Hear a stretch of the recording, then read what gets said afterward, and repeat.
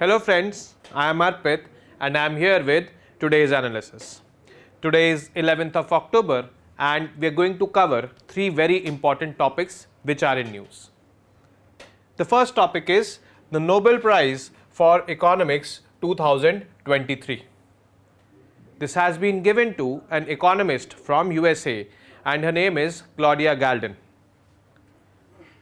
This particular prize has been given for her research on understanding the gap between the males and the females in the labor market. Why the females are paid less and why the males are paid more.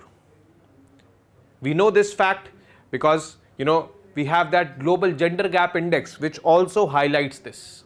Because in the global gender gap index there are 4 components and one of the components is economic participation by males and females, and there we can see that no country in the world has achieved parity on this front. And since there is no parity, which clearly highlights that there is a gap. One thing which we need to understand that this research of Miss Claudia Galden is not for giving any suggestions how to bridge this gap. It is just highlighting the reasons, multiple reasons which have been there present temporally and spatially responsible for this gap.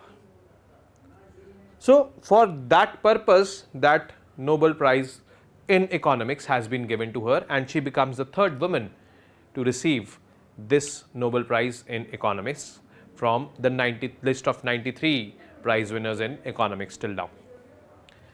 The second is the scheduled areas in India, and when we talk about the scheduled areas, we need to understand very importantly the clarification between the Schedule 5 and Schedule 6.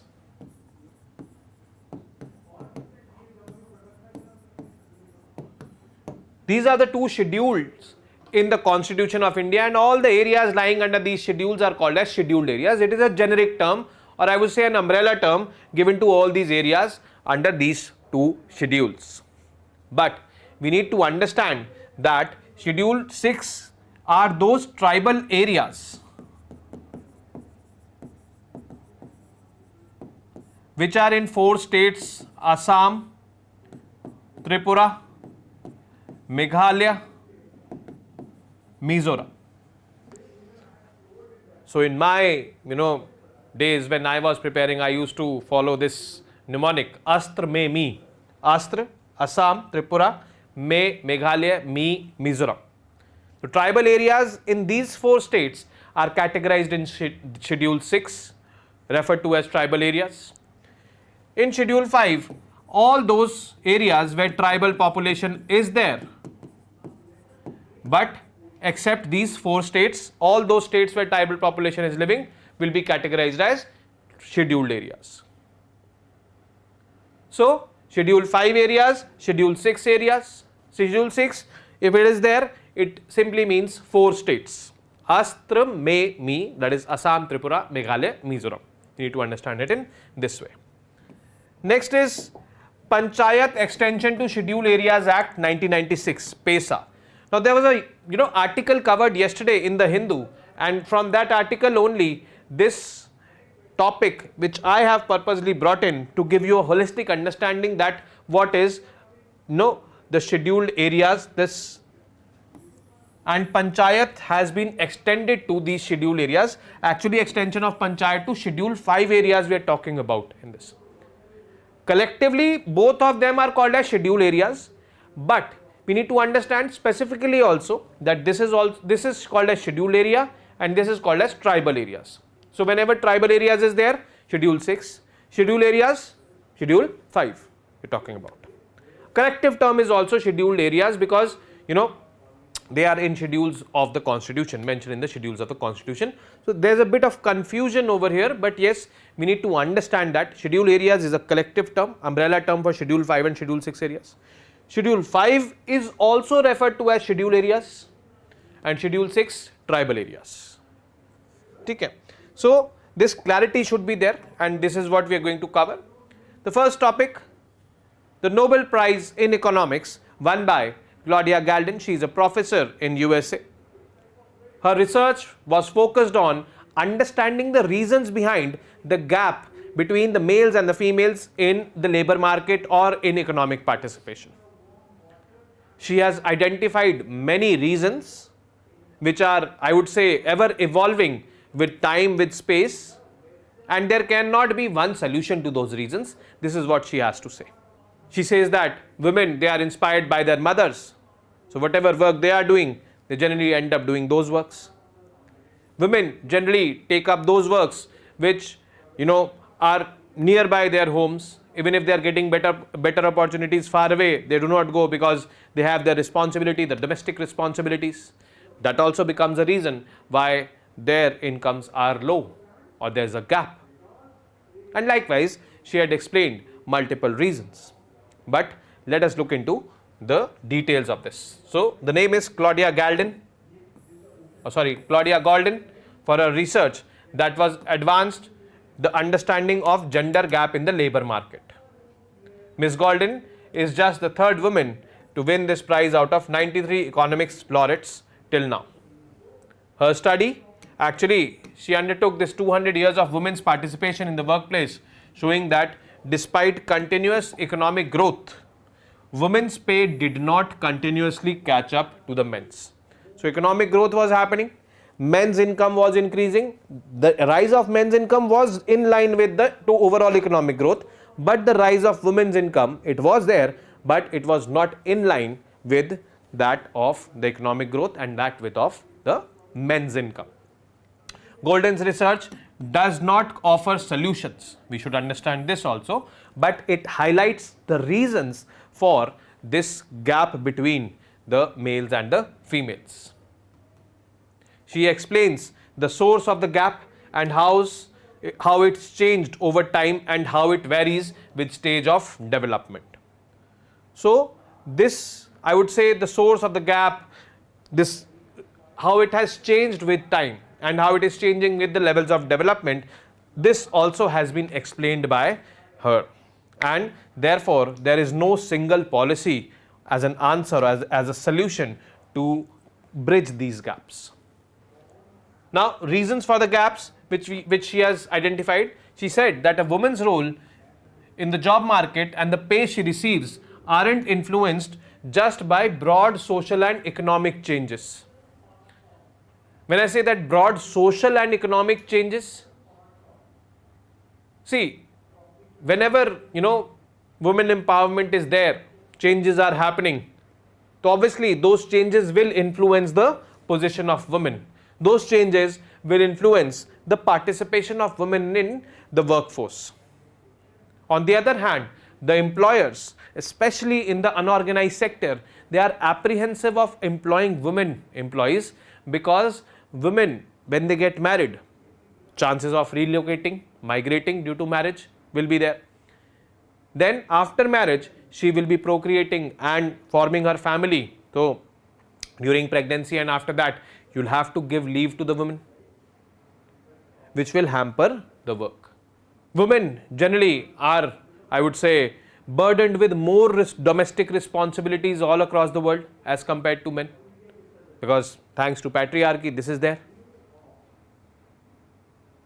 That also becomes a reason, a social reason. So all these factors actually lead to less participation of women in the workforce. She said that not only these factors are responsible, but other factors are also responsible. Let us look into the factors.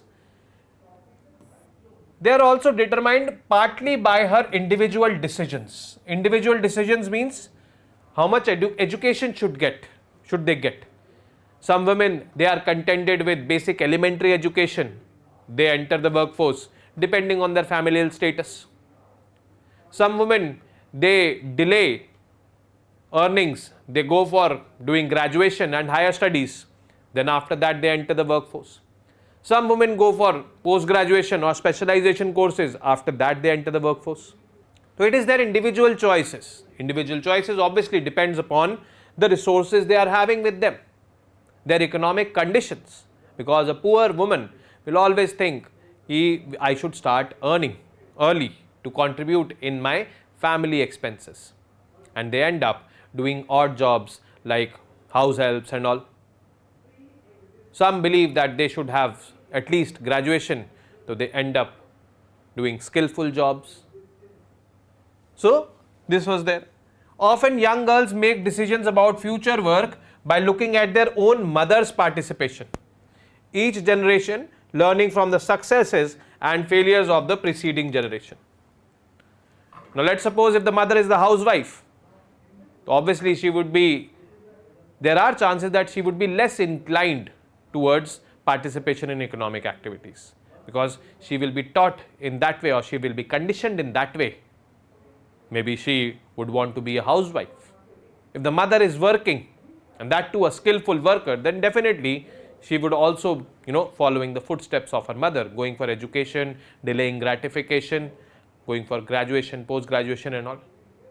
So mother has a very, very important role to play. Then third is what happens in the people's homes reflect what happens in the workplace with women. The women often take those jobs that allow them to be on call at home, because there might be some requirement in their homes. Let's suppose a child is there, that child has become cranky, is crying, so the child needs the mother only, and if the mother is there at workplace, she has to rush back. So she will be finding jobs near the near her homes only.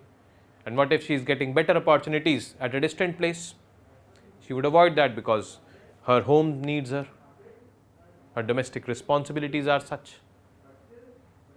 So this work which is there in vicinity of their homes, obviously they are keeping a condition, so that work often pays less, because they often have to go and meet their domestic responsibilities. So these are the reasons which have been found out by Miss Claudia, the Nobel laureate now, and she has not offered any solutions. You should understand this fact, but she has only offered the reasons for this gap between the males and females, especially in the labor market. Now, the scheduled areas in India. When I talk about scheduled areas is an umbrella term for Schedule 5 and Schedule 6 areas in the Constitution. Schedule 5 areas are all those areas where tribal people live and are not part of these 4 states: Assam, Tripura, Meghalaya, Mizoram. Schedule 6 areas are those tribal areas where the tribal people live of Assam, Tripura, Meghalaya and Mizoram. These are the 2 schedules which have been, I would say, there in our constitution, which has been part of the constitution right from the very beginning, because we wanted to uplift the tribals. Simultaneously, we wanted to maintain their identity intact. And this was the basis of introducing these 2 schedules. But there is a confusion because scheduled areas is a collective term for Schedule 5 and Schedule 6 areas. But Schedule 5 specifically are called as scheduled areas, Schedule 6 are called as tribal areas. So we should understand it in this way. Scheduled areas is for collective term also and Schedule 5 also. There are 10 states which are there or which are having scheduled areas under Schedule 5 of the Constitution. Who decides those areas? The President decides those areas, whether that area has to be a scheduled area or not. What happens after being declared a scheduled area under Schedule 5? The governor becomes responsible for administering that region. There is a tribes advisory council formed in that state wherever a scheduled area is, having at least 20 members from the tribal group. That tribes advisory council will be advising for the welfare of the tribal groups to the governor of that state, and governor will be implementing plans, policies and laws accordingly. Governor can also restrict the laws of the center and the state from being implemented in those areas, Schedule 5 areas, and this will ensure better, I would say, autonomy for those tribal people. And this is all about Schedule 5. So let's get started about the details. Now India's 705 scheduled tribes, communities, they are living here, making up around 8.6% of the country's total population, live in 26 states and 6 union territories. Now as a task, you guys have to find out what is the name of these 2 states in which the tribal population is not there and the name of 2 UTs, because in India there are 28 states and 8 UTs. The 2 UTs and 2 states where tribal population is 0, and you can mention in the comment section. After finding out, it is very easy, you can find it out, you will get it on the internet. Article 244 pertaining to the administration of scheduled and tribal areas is the single most important constitutional provision for the STs. Article 244 is with respect to the scheduled and tribal areas both, means schedule 5 and schedule 6. Article 244(1) provides for the application of 5th schedule provisions to scheduled areas notified in any state other than Assam, Meghalaya, Tripura and Mizoram. The 6th schedule applies to these Assam, Tripura, Meghalaya and Mizoram states as per Article 244(2). So 244(1) for schedule 5, 244(2) for schedule 6. Collectively, these are called as scheduled areas only. What are the scheduled areas? Scheduled areas cover around 11.3% of India's land area and have been notified in 10 states. Here is this list of 10 states, that is Andhra Pradesh, Telangana, Odisha, Jharkhand, Chhattisgarh, Madhya Pradesh, Rajasthan, Gujarat, Maharashtra, Himachal Pradesh. Now you might be wondering that why, sir, schedule 5 areas have been there or schedule 6 areas have been there. Why is this special consideration for the tribal people? Now we should understand one thing, that the tribals, they are those people who lived their lives in isolation. It was the Britishers who came and who, integrated, or I would say exploited them and their resources. The exploitation was so immense that it culminated into various tribal revolts by the tribals in India during the Britishers. And when they left, it was a major debate in the Constituent Assembly of India that what to do of the tribals. We should keep them isolated, or we should keep them or bring them in the mainstream society, integrate them with the mainstream society. If we keep them isolated, they'll remain isolated, they'll live their own life like they were living before. This is actually what they want. If we integrate them, obviously we will be putting a big question on their identity. Will they be able to survive with the mainstream society? But the camp which was promoting their integration had this logic that if we do not integrate them, their standard of living will be very poor. They'll not be able to get access to this modern day education or healthcare facilities or economic development the country is or will be going through. They will be devoid of that, and this violates the right to equality. The Constituent Assembly was debating. The isolationist camp said that keep them isolated because it is their way of life. They have lived this way of life in their entire life. They were saying that bring them in the mainstream society. Both had their logics. But what was adopted? A middle path was adopted. We said that we will bring them in the mainstream society, but we will also try to maintain their identity, uphold their identity.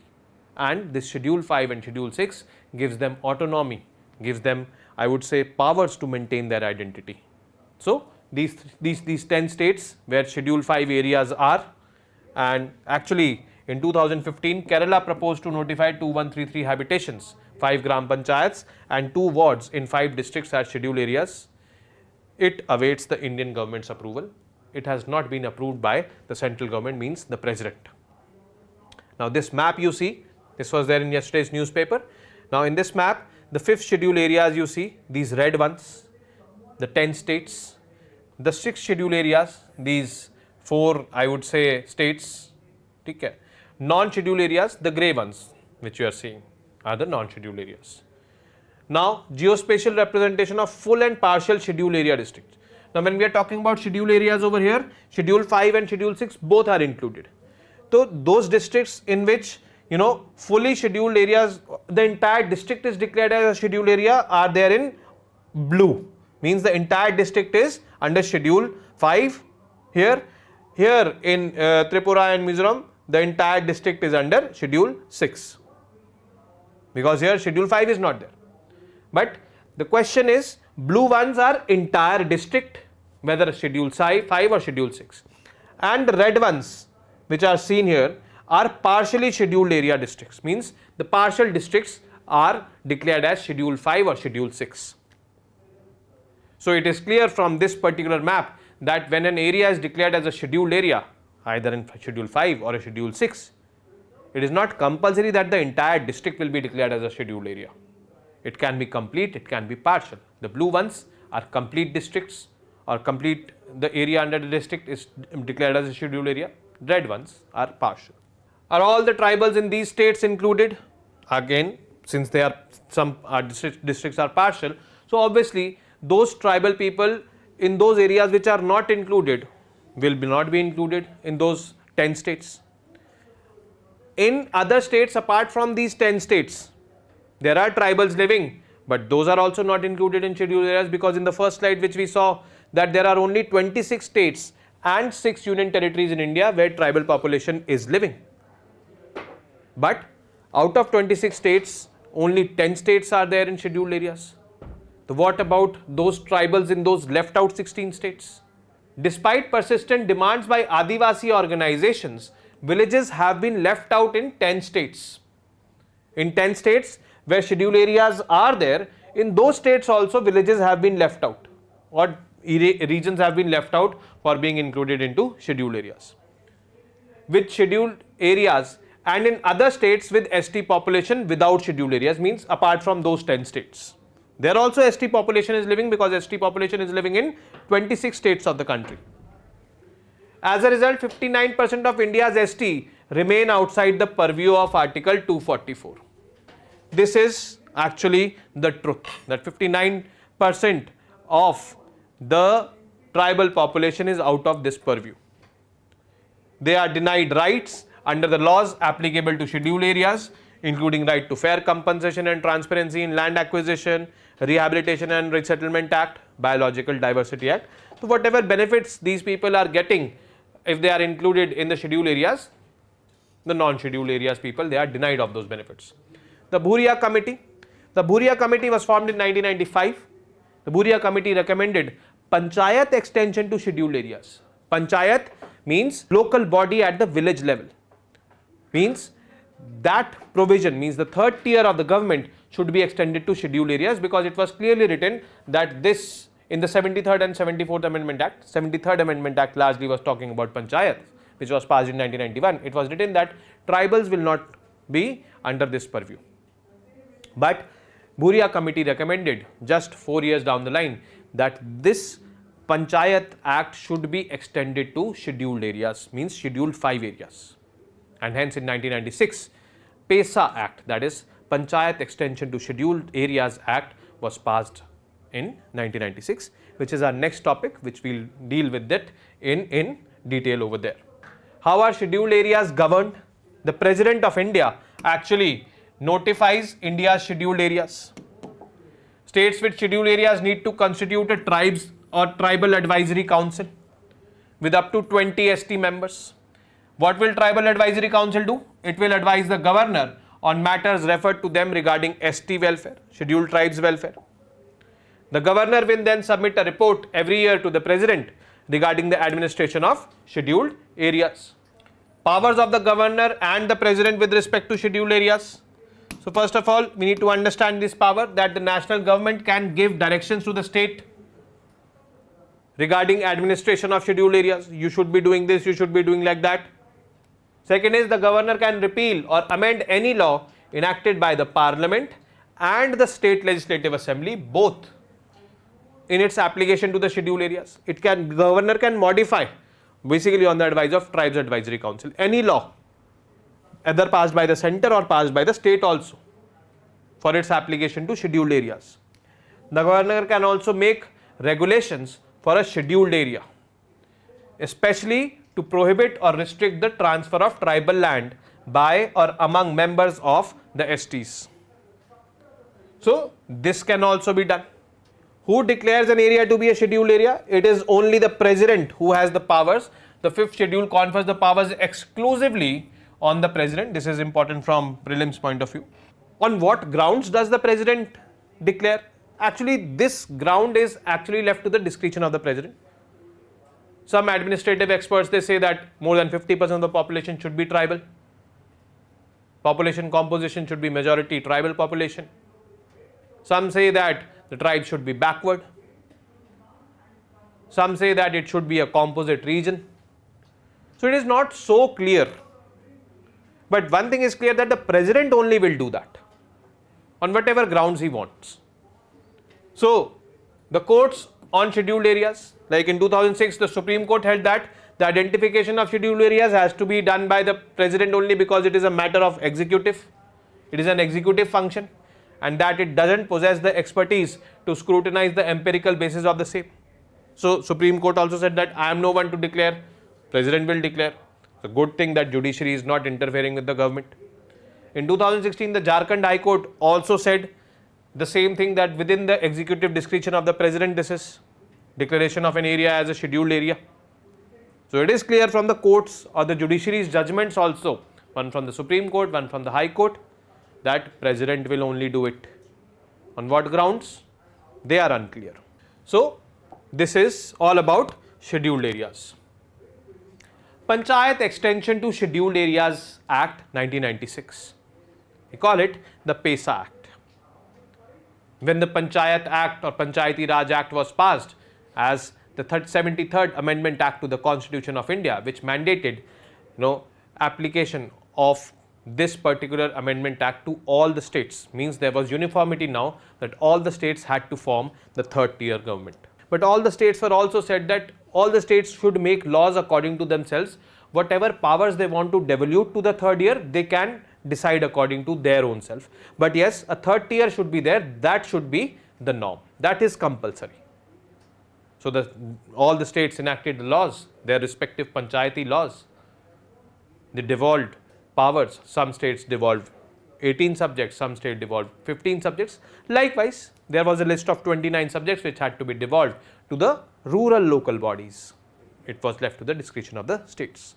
But this 73rd Amendment Act was not applicable to the scheduled areas or tribal areas. It was clearly written in that. But later on, an act was passed in the name of the PESA Act, and PESA stands for Panchayat Extension to Scheduled Areas. Scheduled areas means Schedule 5 areas.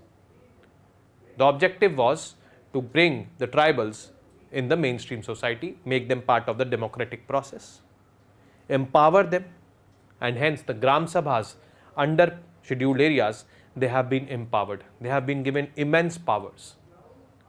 Nobody can divert their land for any purpose without the permission of the Gram Sabha. Gram Sabha is empowered to do taxation and all. Gram Sabha is empowered to have access to or control over the minor forest produce over there in those scheduled areas. No other outsider can come. So this is what? This is maintaining their identity, giving them democratic power also, and simultaneously bringing them in the mainstream. PESA Act was formed or implemented or passed, I would say first, on the recommendations of committee named as the Bhuria Committee. And I would say that this step was a step in the right direction. Let us look into it. PESA Act is based on the recommendations of Dilip Singh Bhuria Committee. It was enacted in 1996 for tribal empowerment and to bring them into the mainstream. Why mainstream? Because they were becoming part of the democratic process.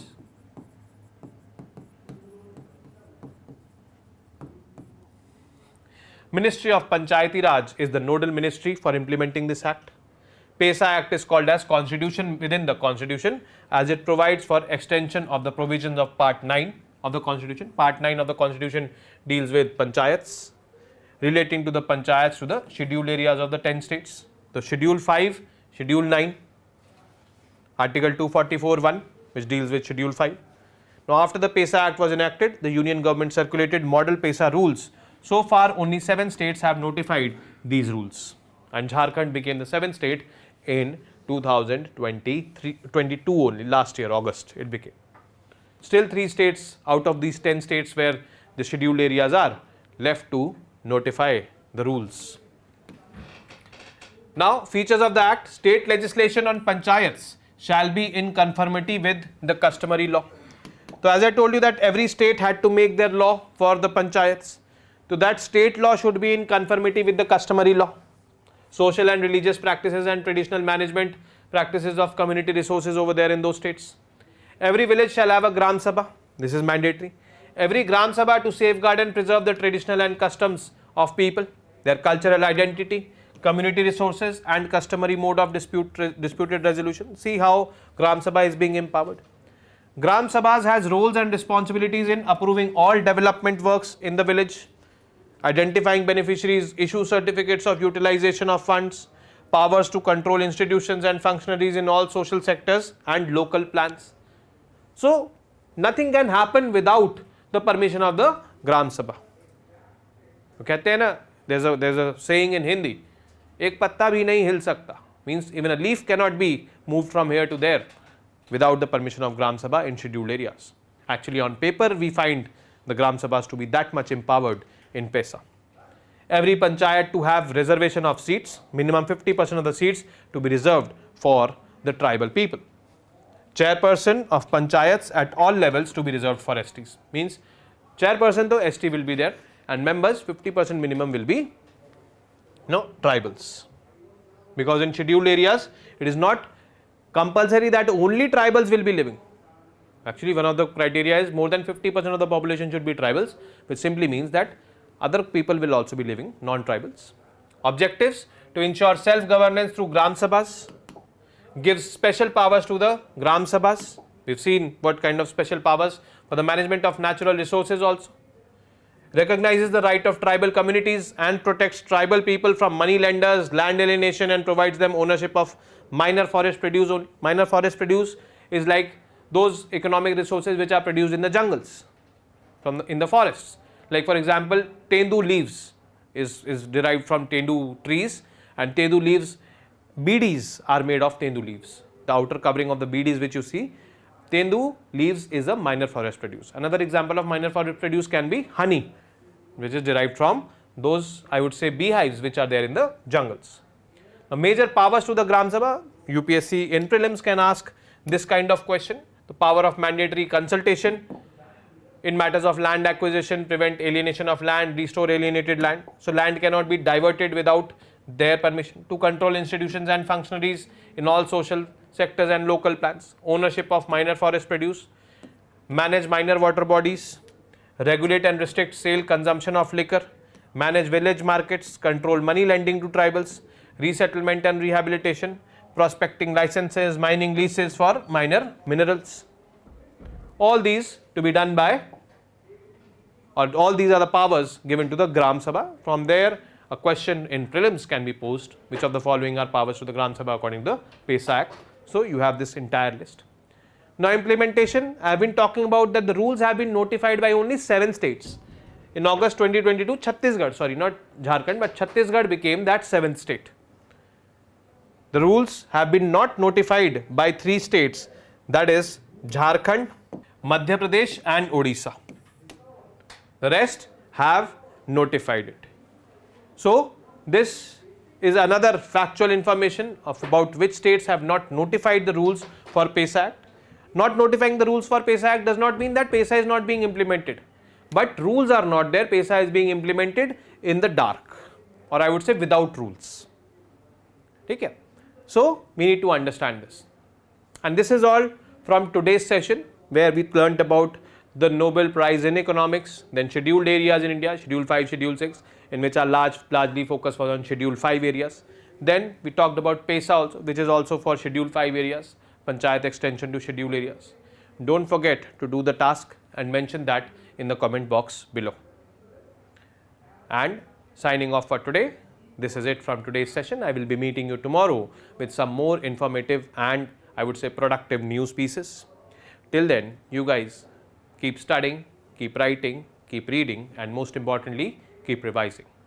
Namaste, Jai Hind.